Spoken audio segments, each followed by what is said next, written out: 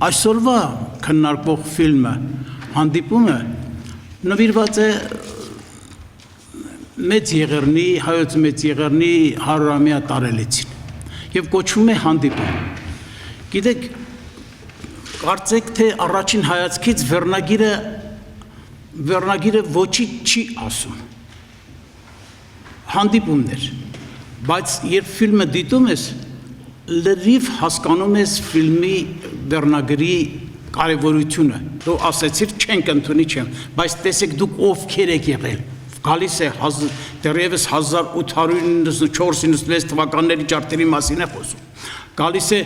հիշեցնում է թե որ 15-րդ դարում դուք ով եք եղել, քոչվոր ցեղեր եք ընդամենը եղել եւ ձեր բարբարոսության, վայրագության շնորհիվ եկել եք գրավել եք տարածքներ։ Դա պատմական այնպիսի մի էքսկուրս է կատարում, որ միանգամից Էրդողանի բառերը մոռացության է տալիս, Էրդողանի հասկացնում է դիտողին, կինոդիտողին, որ սա շատ լուրջ աշխատանք է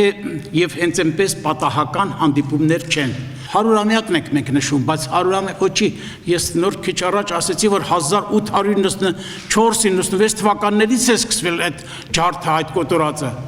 Ոչ միայն հանդիպումը Արմեն Գեորգյանի եւ Հասան Ջեմալի, այլ ես հանդիպումը դրեցի ֆիլմի անունը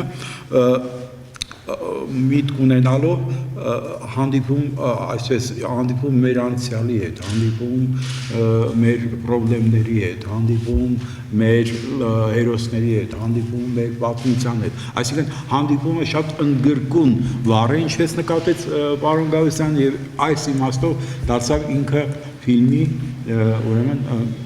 վերնագիրը։ Իհարկե Արմեն Գեորգյանի եւ Հասան Ջեմալի հանդիպումը շատ կարևոր է կոնցեպցիայի համար ֆիլմի, սակայն ոչ պակաս կարևոր են այն բաները, ինչի մասին ես հիմա ասեցի։ Հանդիպումը ավելի շատ երևի բարդույթների առումով պրոբլեմները Հասան Ջեմալի մոտ էր, քան թե ինձ, որովհետև վերջապես նա էր հանդիպում մի մարդու թորան հետ, որի պապուն սպանել են։ Բայց այդ արգելքը բավականին